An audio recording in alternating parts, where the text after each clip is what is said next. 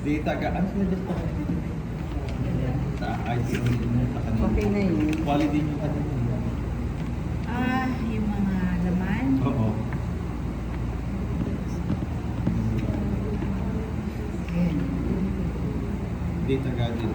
Kasi tama na yung sa kanila, lived experience, identity, expression, validation, participation, narrative, meaning, emotion, Ayun, talent, parang nakalagay nila LGBTQ intramural experience, synergy phenomena, inclusion, exclusion, identify, expression, social acceptance, challenges, coping mechanism.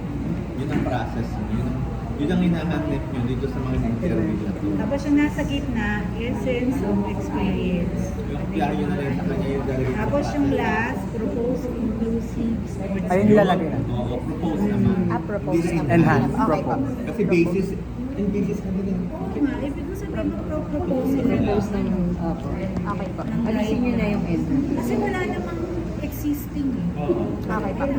So, gagawa kayo ngayon. Gagawa kayo. Propose mo kayo. Right? Kapag balik dito ng iba pre-final to, Balik nyo, meron na kayo. May proposal na. Mahaba ba yun, Doc? May Or depende rito propose- based doon sa Based study sa ninyo. study. Unang lumabas sa life experience ng mga cases. Sa interview. Kapag gagawa kayo ng parang short policy manual, ng policy manual per policy, guideline, or tinatawag ng sport guideline policy for LGBTQ plus. May for LGBTQ, hindi kasama ng mga straight. Mhm. For LGBTQ lang ito. Okay po. At kung ito sa ito magiging pagdaputan ako sa significance. So explain nyo rin yung napapapaano ko rin mabuti ha. Statement of the problem. This is talaga what are the lived experience of the kasi nito di ba? Wala na. That's Ano all. yun? Sinakalabas. Pag sinabi what, ano, Ano? kung how, paano, Paano? Ang mga Kasi nalagay mo how the participants. Kumbaga parang Lagay mo lang how are the lived maiiba lang. experiences to the participating person. Kasi pag hindi ko, kasi well, pwede rin mga gamitin ng what dito na sa mga challenges. Karanasan Pero ang sa umpisa pa lang, how does the live experience of the sa umpisa pa lang, LGBTQ? Ano yung sagot nila? Ano yung sagot nyo dito? As this defined by their sex, gender, How? Paano? Paano nga? Diba? Hindi. Paano yung live experience? Paano yung live experience nila? di ba Quali? Pag first question sa Quali is state with the how,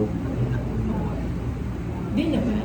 Kasi sa kanila kasi, parang yan ang pinaka-first question nila para gauge nila din sa the rest na questions.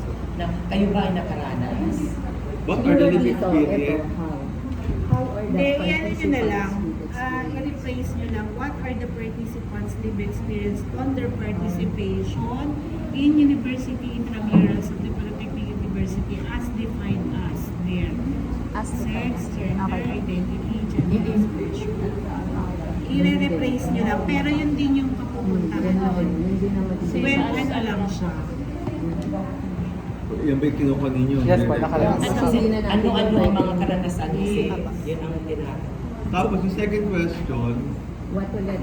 what are the participants' lived experience on their participation during the intramurals in terms of personal meaning and emotional responses? What? What are the participants? Ano? Ano-ano? Ano-ano? Oo, Ang ang mga naging Experience experience ng mga Participant. on their participation sa pagsali nila during University. the university Intramurals. in terms of personal meaning, emotional responses. ano ba yung personal meaning? Like ano, yung perspective nila sa pag-isama. Siguro personal perspective, malawak naman. Malawak yung In terms of personal meaning, hindi to general. in terms of what? Kasi Kaya, mahaba. ang personal meaning, hindi siya general. Saan? Sa question nila. Dahil may mga Hindi. May mga revisions naman, pero swak-swak din naman sa mga sagot. Apa. Personal meaning, anong pagkakaano? Hindi. How do you Yung explain nag-interview kayo, paano nyo Yung- pinasok dun sa mga Yung tanong? parang paano, yung sa, kung paano, yung like, ano yung ano nila, like take nila sa, dun sa question na yun. Bigay din ng sample ng tanong. Ano yung mga naging guide question? Yung guide question, Paano para malabas yung pumasok? personal Oo, yung meaning. personal meaning. Saka, Kasi napaka-general sa akin. Paano nyo natumbok dun sa tanong nyo Okay. na pumasok siya? Para masabi natin na tinamaan nyo tong personal meaning base dun sa guide question. Para mag-tweak tayo ng ano talaga yung SOP nila. Pero same ano lang din. Ito po yung interview questions ko na. Saan niya pumasok dyan? Yung sa, Yung personal ano meaning. niyo, personal niyo, why did you decide to participate in intramurals? Ayun po yung sa personal meanings po. Why And then did you dun sa decide? pangalawa naman po, what emotions stayed with you the most after the intramurals and why? Kasi pag why did you decide, parang ano yung nag-drive sa kanila Hindi para namin sumali. ulit ito na-check kung Parang hindi siya nag-swap. Hindi na sila kasi bumalik sa atin. Hindi na sila Hindi ba bumalik sa atin. pinapaayos natin sa Oo. kanila? dapat bago kayo nagpa nito, nagtama nito, naayos muna namin. Di ba na-check? na-check, pina-check po namin. May pirma kayo, ay dalawa lang kasi wala si Ma'am ko. Hindi na daw po yung nabal mo kay Marco. Pero pwede naman sir first na ano, pa siya, mag-twist pa siya. Para at least mapasok How yung did thought. you decide to participate in intramurals? So, ang tinatarget nila yun is the Okay. Yung perspective nila, kung ba't sila nagpapasabi. So, parang ang Ano sagot nila? Personal, Yung mga sagot, usually ito yung mga sagot ko nila. yung love for sports, Opo, ganun. passion po Yung kasi passion talaga nila. nila. Kasi may mga na-interview din po kami. May mga na-interview din po kami na papasok siya sa first year. emotional responses dun sa 2.2. Yung passion, emotion yun eh, di ba? Yung love for Yung love for sports, then emotional. So, medyo broke niya kasi yung personal meanings. Sana tumbukin nyo, ano bang ibig sabihin?